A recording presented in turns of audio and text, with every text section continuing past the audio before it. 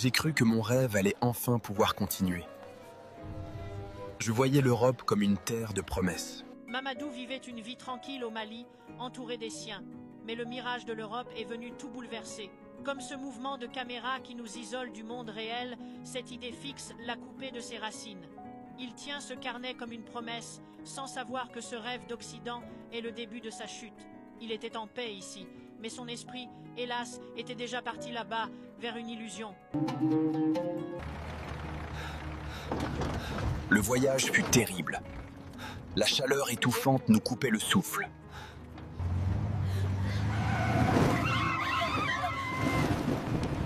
Tenter l'aventure, franchir les frontières, chercher ailleurs ce que son pays ne voulait plus lui offrir.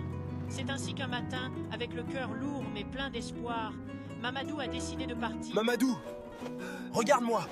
On ne peut pas s'arrêter maintenant, tu m'y entends? On a déjà traversé la moitié du chemin, bientôt on va arriver. Je suis très fatigué, j'ai soif. Le chauffeur nous a menti. Mamadou, lève-toi. Bientôt nous arriverons à Tombouctou. Regarde devant. Voilà où mène l'obsession. Le rêve d'Europe lui a promis un avenir, mais le désert ne lui offre qu'un tombeau de sable. Ce plan qu'il écrase vers le sol montre la cruelle réalité. Le passeur a menti et l'espoir s'est tari. Mamadou, l'enfant du pays, n'est plus qu'une silhouette brisée par la soif.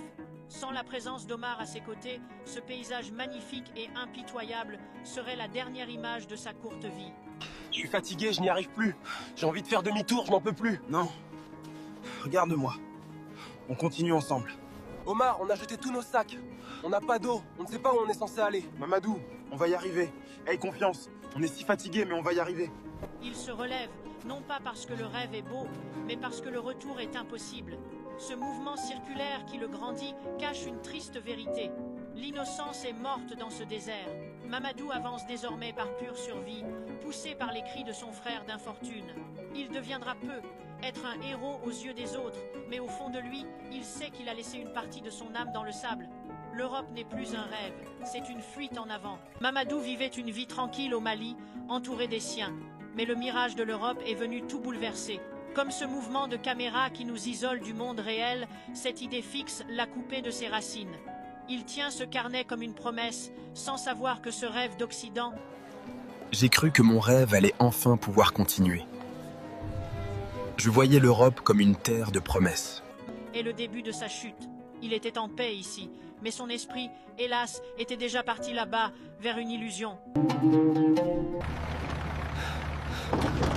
Le voyage fut terrible. La chaleur étouffante nous coupait le souffle.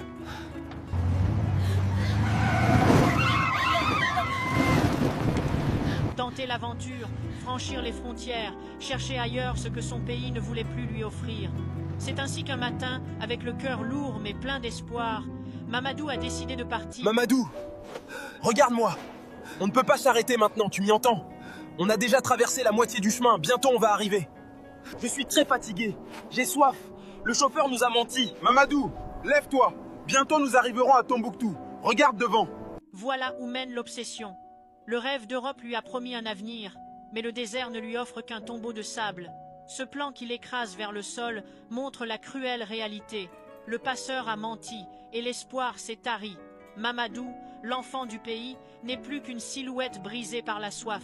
Sans la présence d'Omar à ses côtés, ce paysage magnifique et impitoyable serait la dernière image de sa courte vie. Je suis fatigué, je n'y arrive plus. J'ai envie de faire demi-tour, je n'en peux plus. Non. Regarde-moi. On continue ensemble. Omar, on a jeté tous nos sacs. On n'a pas d'eau, on ne sait pas où on est censé aller. Mamadou, on va y arriver. Aie confiance. On est si fatigué, mais on va y arriver. Il se relève, non pas parce que le rêve est beau, mais parce que le retour est impossible. Ce mouvement circulaire qui le grandit cache une triste vérité. L'innocence est morte dans ce désert. Mamadou avance désormais par pure survie, poussé par les cris de son frère d'infortune. Il deviendra peu, être un héros aux yeux des autres, mais au fond de lui, il sait qu'il a laissé une partie de son âme dans le sable. L'Europe n'est plus un rêve, c'est une fuite en avant. Mamadou, bientôt on va arriver. Sois courageux. Tiens encore un peu. D'accord, Omar. Je vois la ville. On est arrivé. Après des jours de marche à travers la chaleur et le sable, Mamadou et Omar atteignirent enfin les abords de Tombouctou. Ce qu'ils découvrirent là dépassait tout ce qu'ils avaient imaginé. Omar,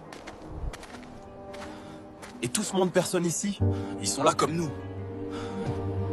Omar, oh, il y a tellement de gens ici, qu'est-ce qu'ils font tous là? Mamadou, ils sont ici comme nous. Ils veulent tous aller en Europe. Chacun porte son propre espoir. Devant eux, dans une vaste cour brûlée par le soleil, des dizaines de jeunes venus d'Afrique de l'Ouest attendaient, épuisés mais encore remplis d'espoir. Il y avait des Ivoiriens, des Sénégalais, des Nigériens, des Ghanéens, des Béninois, tous portaient les mêmes traces de fatigue, les mêmes blessures. Venus de Côte d'Ivoire, du Sénégal, du Ghana. Tous avaient quitté leur terre. C'est là que j'ai rencontré Fall. Moi, si je passe, je serai médecin. Moi, ingénieur. Pour reconstruire ce qu'on a laissé. Le soir, autour du peu de nourriture, nous racontions nos blessures, mais surtout, nos rêves. Moi, mon rêve, c'est de reprendre mes études. Je veux prouver que même un enfant rejeté peut réussir. Nos rêves sont notre seule lumière. Mamadou, impressionné, observait la scène sans comprendre. Pour lui, c'était la première fois qu'il voyait autant de migrants réunis au même endroit. Omar, plus expérimenté, savait déjà ce que cela signifiait. Ici, ce n'était pas seulement un lieu de passage, c'était l'attente avant la grande décision. Continuer vers le désert ou renoncer. On lisait sur leur visage